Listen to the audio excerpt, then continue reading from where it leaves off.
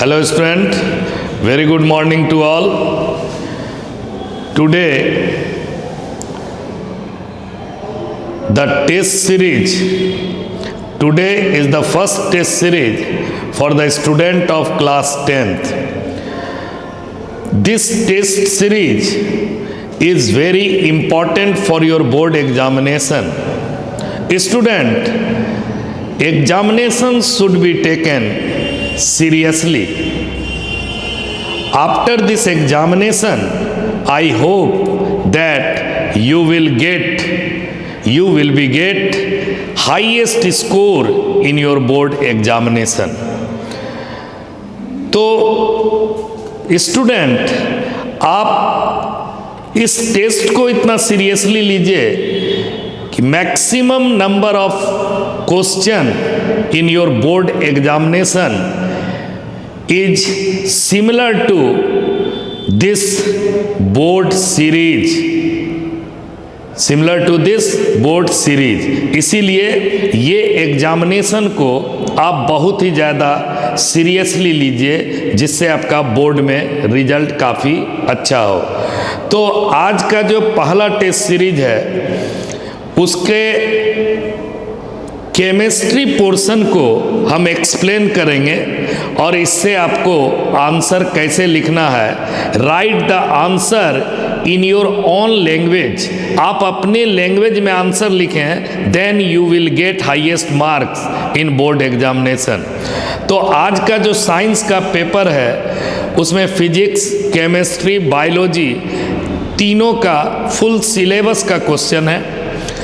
Chemistry में जो जो क्वेश्चन है उसका नंबरिंग पहले नोट कर देते हैं। Question number class 10th test series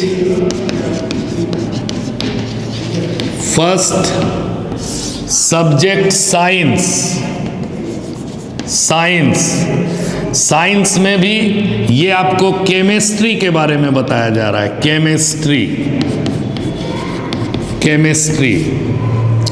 chemistry में जो इस पेपर में जो क्वेश्चन है उसको हम नंबरिंग के द्वारा अलग कर देते हैं। तो question number 1, question number 14, question number 15, question number 17, question number 19, question number 21, question number 22, question number 27, question number 28 and question number 34. All these questions related to chemistry. Okay, now I give explanation one by one for all the questions.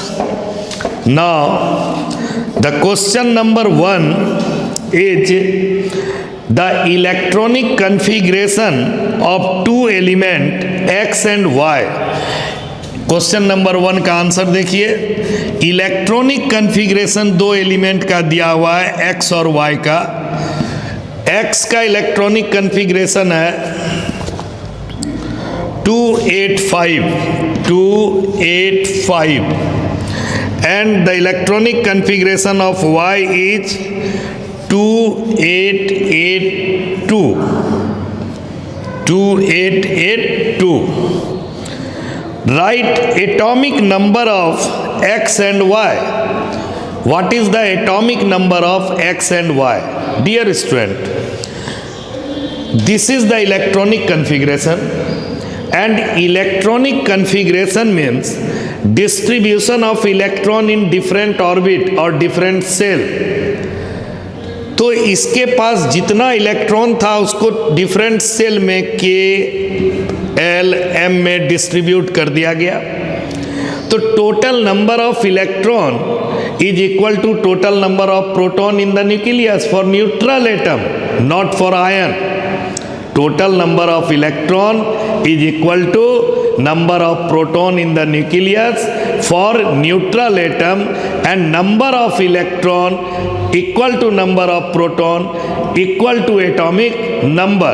तो ये आपका electron का distribution है different cell में। तो total number of electron कितना हो गया 8 + 2 + 5, 8 to 10 + 5, ये हो गया 15, और इसका हो गया 2 + 8 + 8 + 2, 8 8 16 to 18 to 20, तो ये हो गया 20, and this is equal to atomic number. Sum of all the electron is equal to atomic number.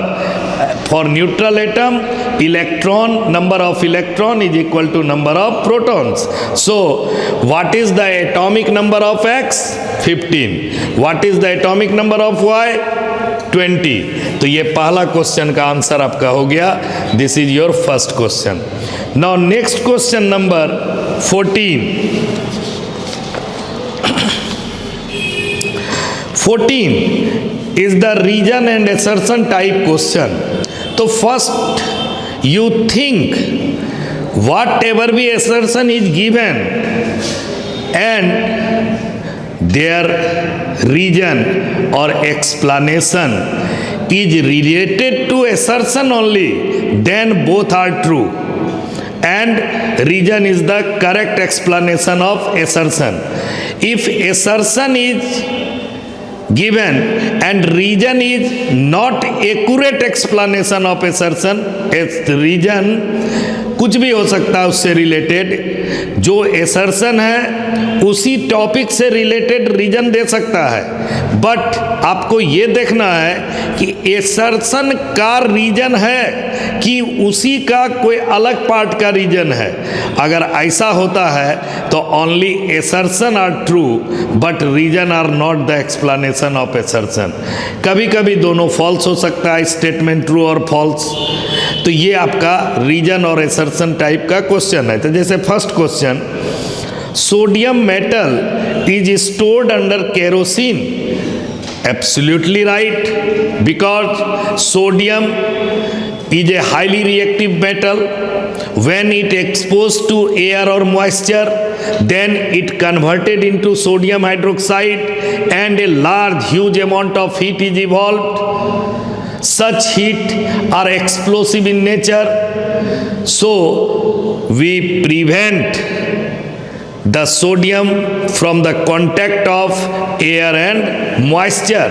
Hence we put the sodium metal in kerosene, we put the sodium metal in Vaseline, in glycerine, in wax, so that the contact of moisture is cut off। Moisture का contact को हम लोग क्या कर दिए, हटा दिए। तो ये एसर्शन आपका सही है। Sodium metal is stored under kerosene, बिल्कुल सही। अब लिखा है metallic sodium react when expose to melt. Metallic sodium melt when expose to air. Dear student, metallic sodium react with air or moisture to produce sodium hydroxide and produces a large amount of heat। Sodium is not melt in a contact of air, so assertion is true but reason is not the correct explanation of assertion। Okay, now next question is 14। तो 14 का आपका answer हो जाएगा कि assertion सही है और reason उसका करेक्ट एक्सप्लेनेशन नहीं है। ठीक है, ये आप नोट कर लीजिएगा, लिख लीजिएगा। इसमें 4 चॉइस दिए जाते हैं, A, B, C, D। आपका A नंबर चॉइस में लिखा होगा assertion is true but reason is not the correct explanation of assertion. Okay, next, gas bubbles. Gas bubbles are evolved when sodium carbonate is added to dilute hydrochloric acid. देखिए question number 15।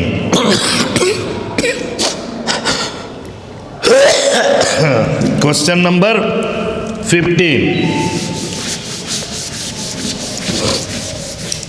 Question number 15, when sodium carbonate Na2CO3 is added to dilute hydrochloric acid,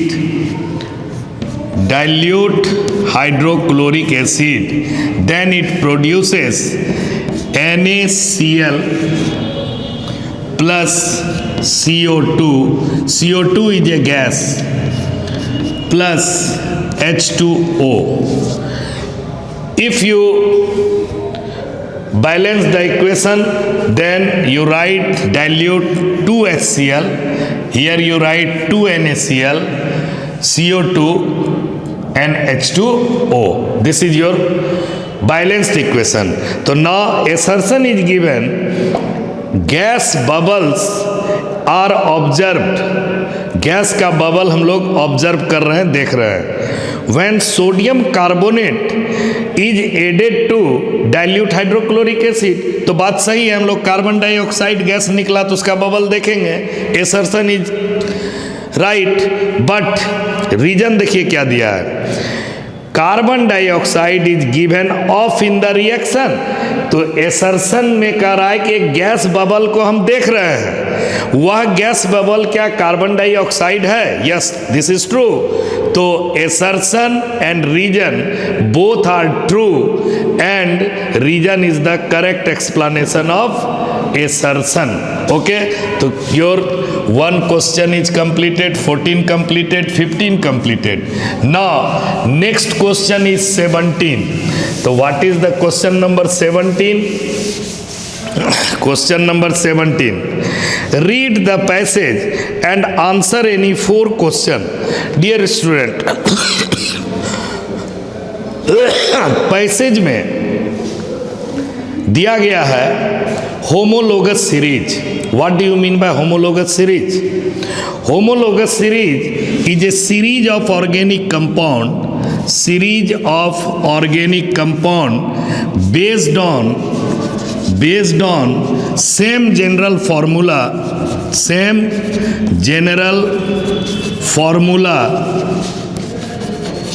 and same functional group.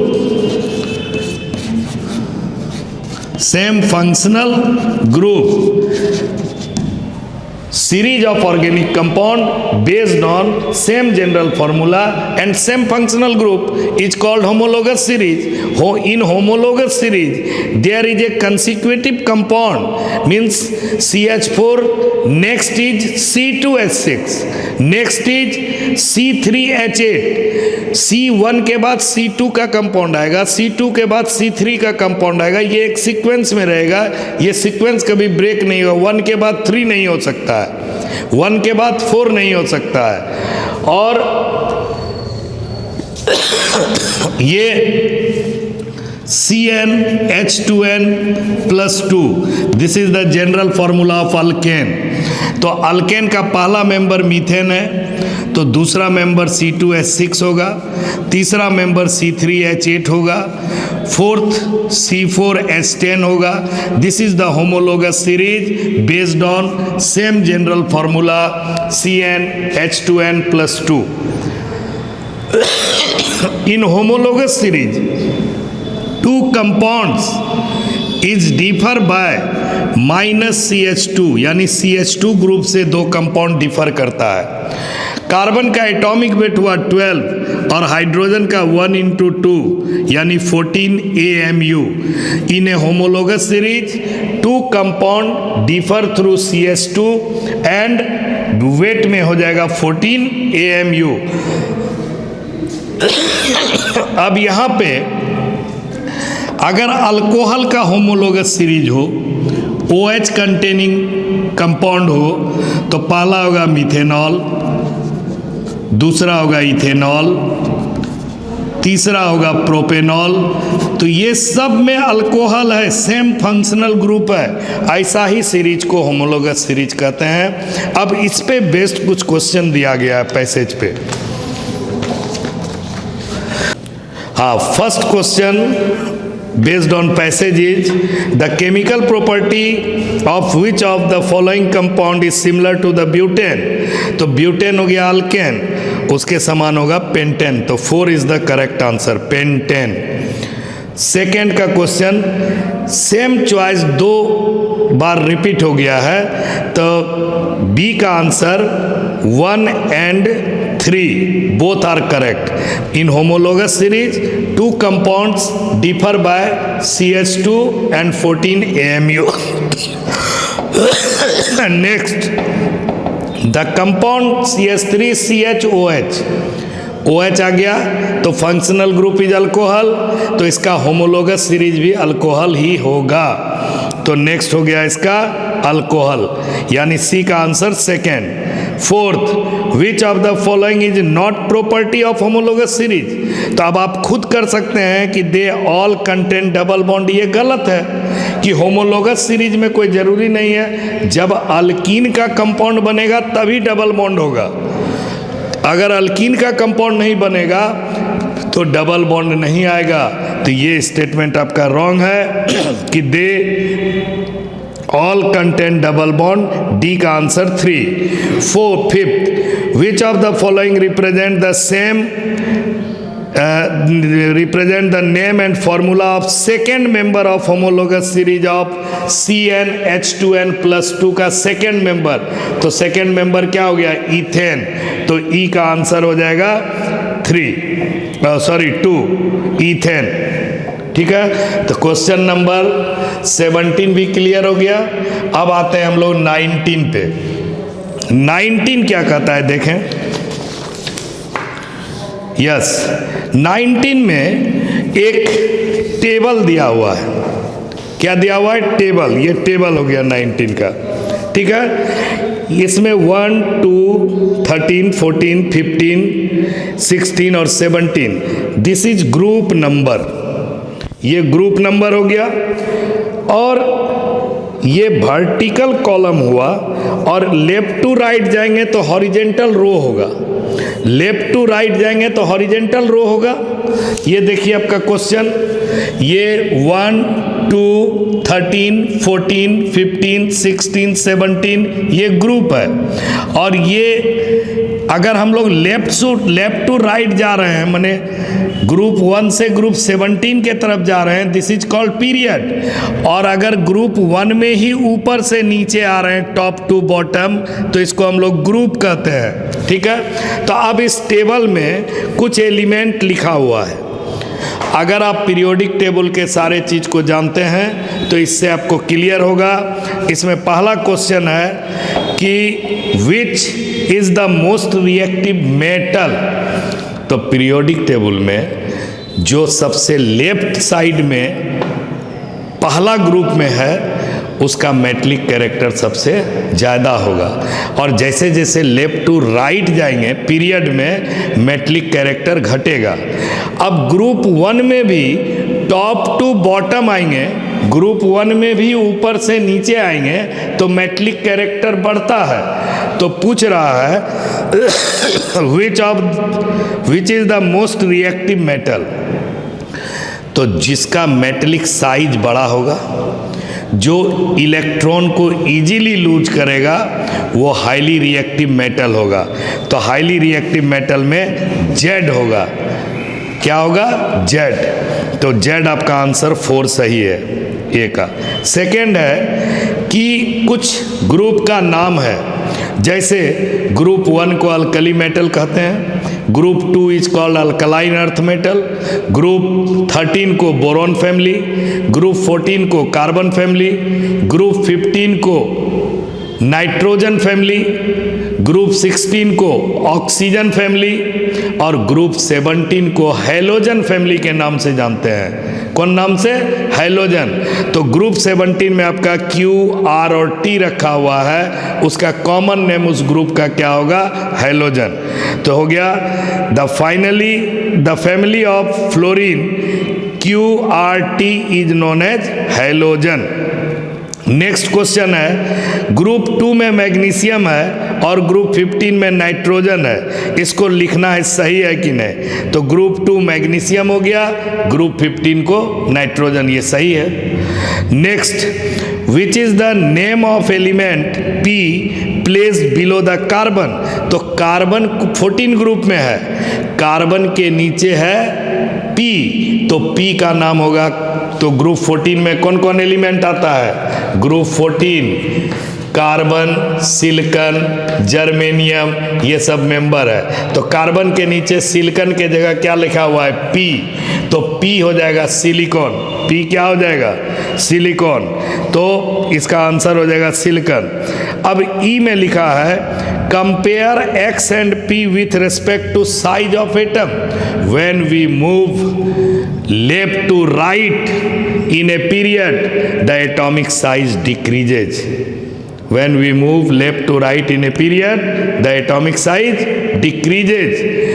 In this way, the X is bigger than P. X left side में रखा हुआ है और P right side में रखा हुआ है।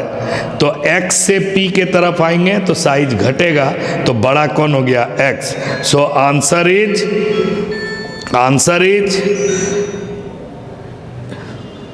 1. X is bigger in size than P. ठीक है, नेक्स्ट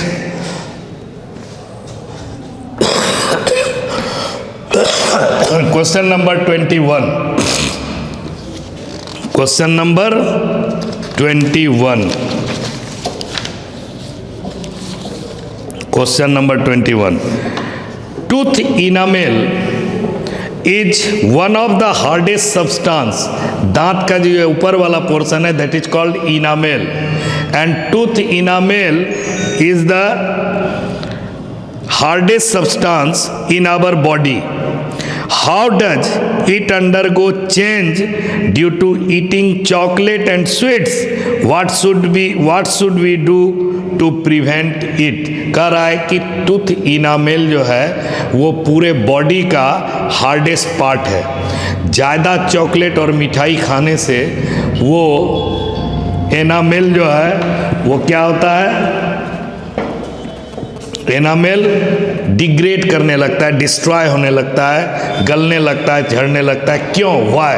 और उसको हम लोग कैसे रोकेंगे?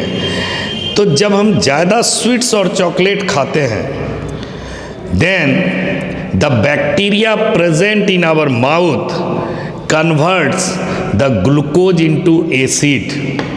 जो हमारे मुंह के अंदर बैक्टीरिया है उसको कन्वर्ट करता है ग्लूकोज को, स्वीट्स के और चॉकलेट में जो ग्लूकोज को कन्वर्ट करता है एसिड में।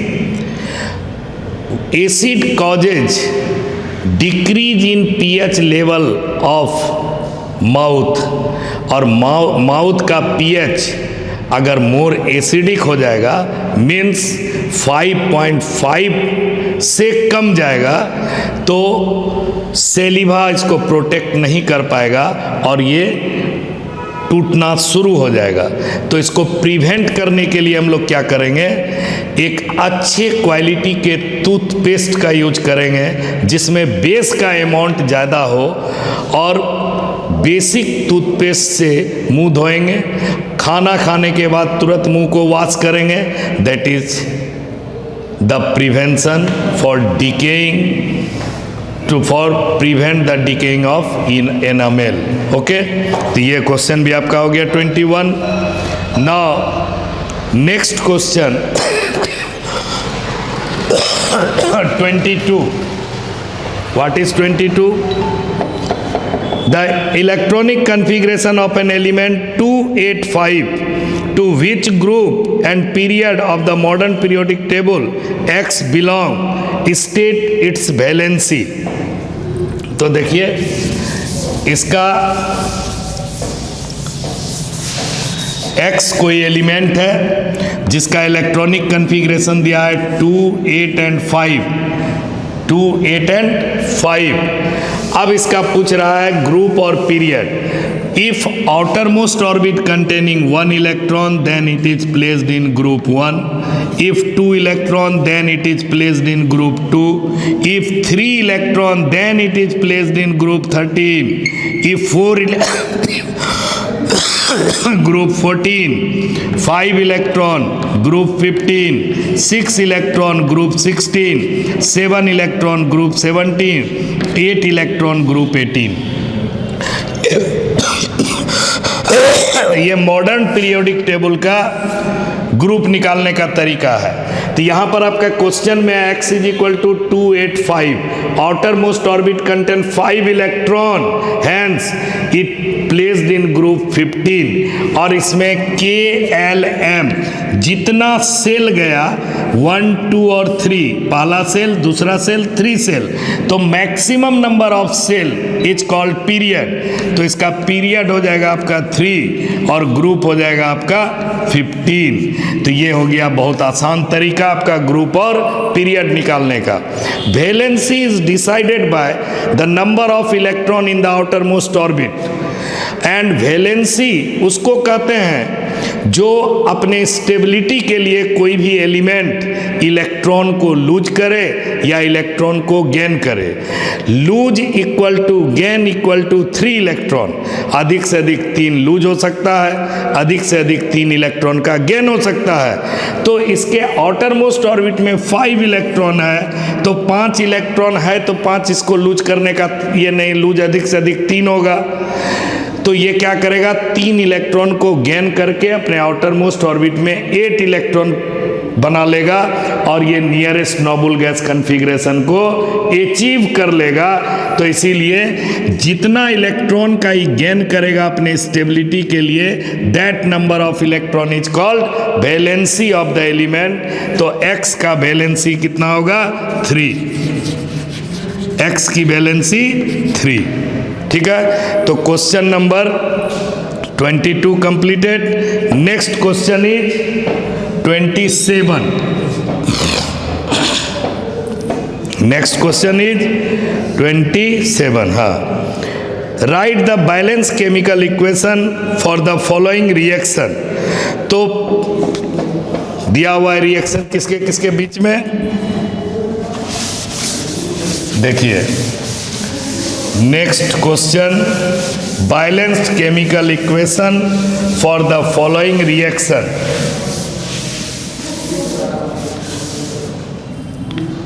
पहला दिया हुआ है, dilute sulphuric acid react with aluminium powder, Al plus dilute H2SO4, it gives Al2SO4 का होल 3। यहाँ पे 2 लगा लीजिए, यहाँ 3 लगा दीजिए, plus 3H2। Second, dilute hydrochloric acid react with sodium carbonate, sodium carbonate plus dilute HCl। ये आपका क्वेश्चन रीजन एसर्शन में भी था, NaCl plus H2O plus CO2, ये बनेगा, ये बैलेंस हो गया। नेक्स्ट क्वेश्चन है, carbon dioxide is pass through lime water.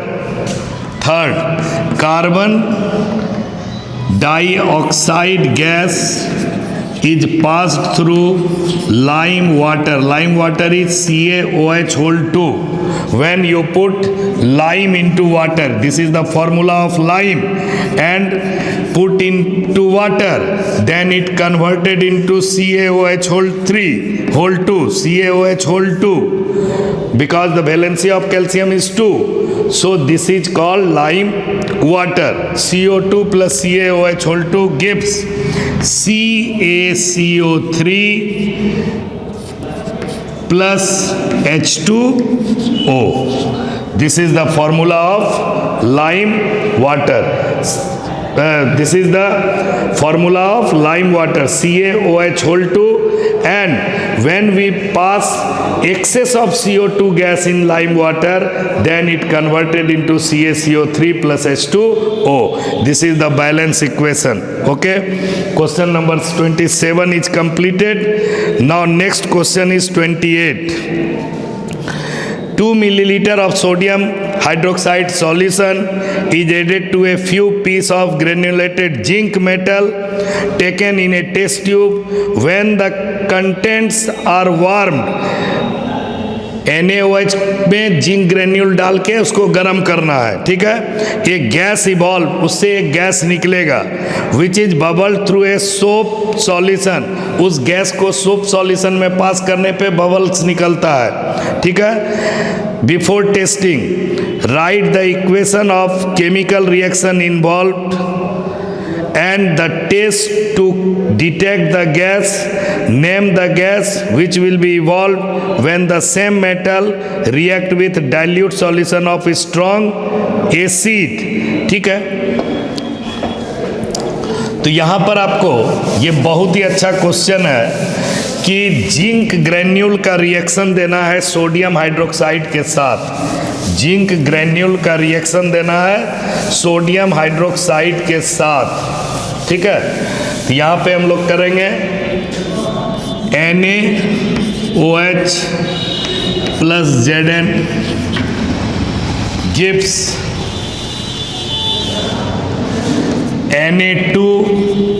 Na2ZnO2, this is sodium zincate, sodium zincate, sodium zincate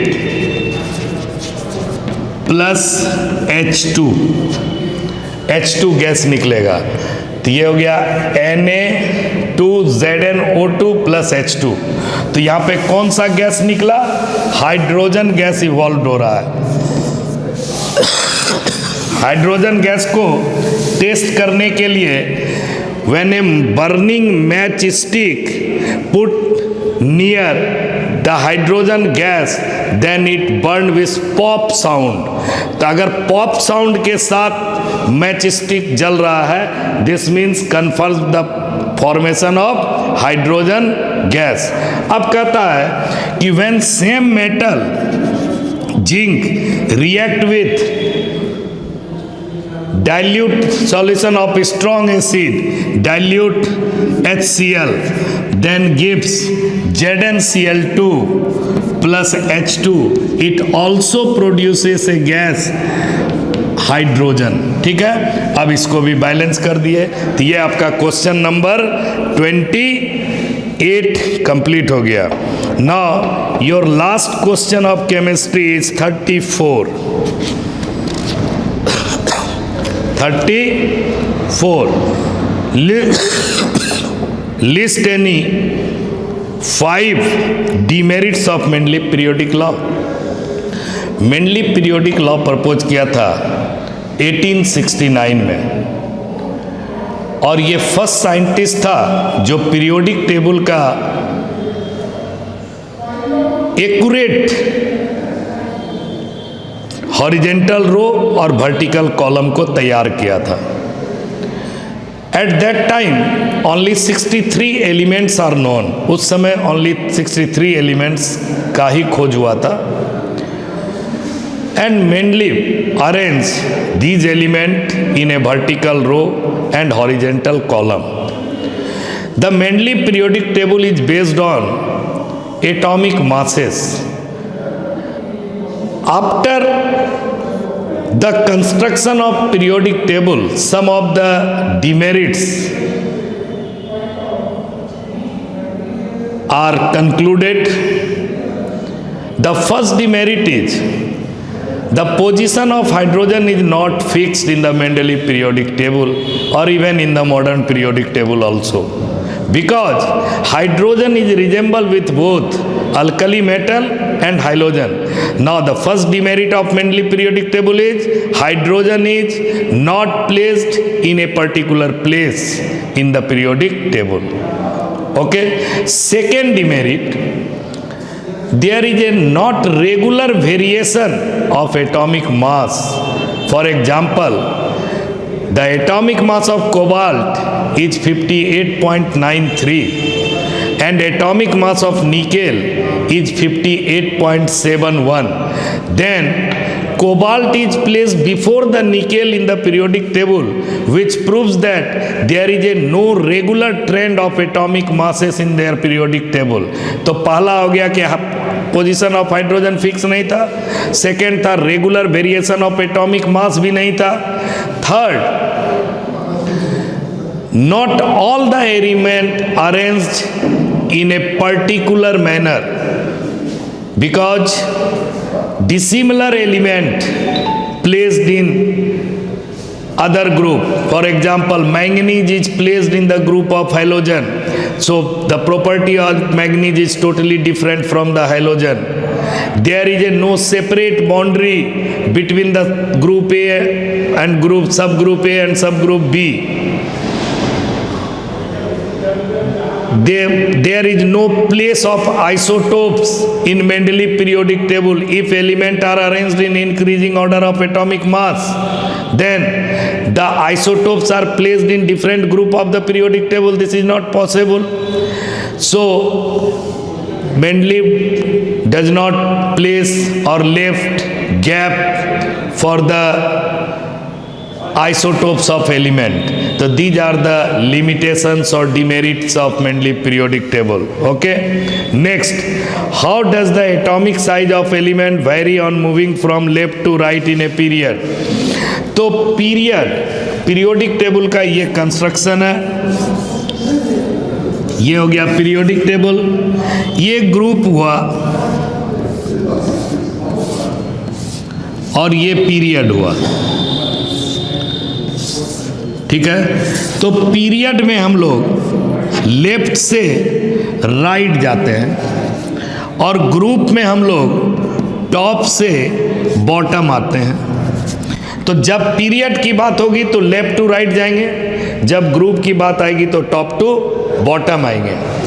तो टॉप टू बॉटम आने में साइज बढ़ता है, एक एक सेल बढ़ते चले जाता है, ठीक है। लेकिन लेफ्ट टू राइट जाने में इफेक्टिव न्यूक्लियर चार्ज बढ़ता है, वो इलेक्ट्रॉन को अपने तरफ खींच लेता है और साइज को छोटा कर देता है। तो यहाँ पर क्वेश्चन है कि when we move left to right in a period then atomic size decreases due to increase in effective nuclear charge. अब कहता है from top to bottom in the modern periodic table, give reason for your answer. Top to bottom atomic size increases due to increase in number of orbit, increase in number of cell और decrease in effective nuclear charge। ऊपर से नीचे अगर आएंगे top to bottom तो atomic size बढ़ेगा और left to right जाएंगे तो एटॉमिक साइज घटेगा। ओके, नेक्स्ट और वाला क्वेश्चन देखिए, explain giving justification the trend following properties of element on moving from left to right in a period in the modern periodic table. तो वही है, period में हम लेफ्ट टू राइट जाएंगे तो कौन सा वेरिएशन ऑफ वैलेंसी। तो पीरियड में लेफ्ट टू राइट जाने पे पहले वैलेंसी बढ़ता है फिर वैलेंसी घटता है। फॉर एग्जाम्पल देखिए, सेकेंड पीरियड का मेंबर को लीजिए, second period beryllium, magnesium, calcium,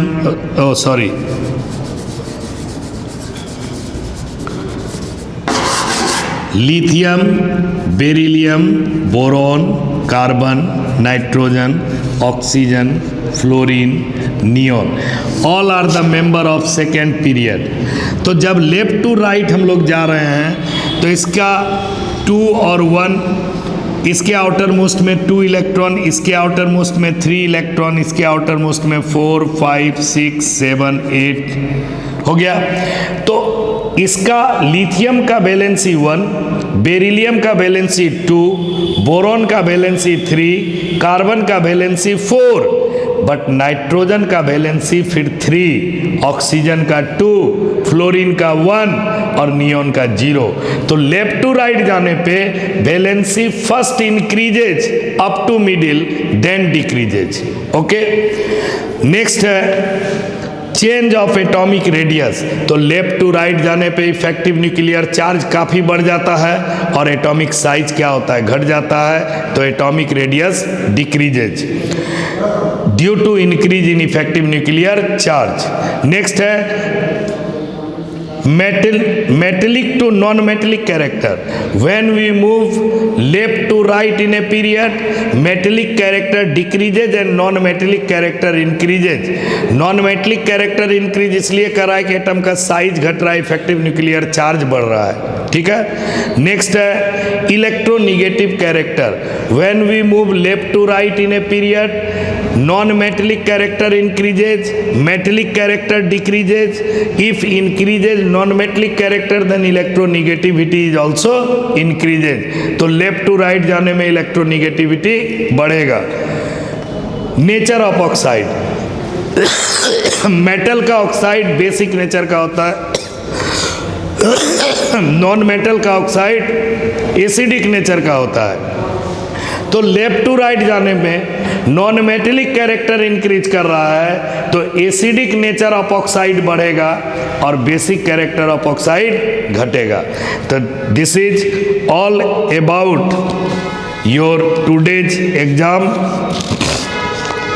and I give the explanation for all the question of chemistry. You read seriously and take seriously. Bye.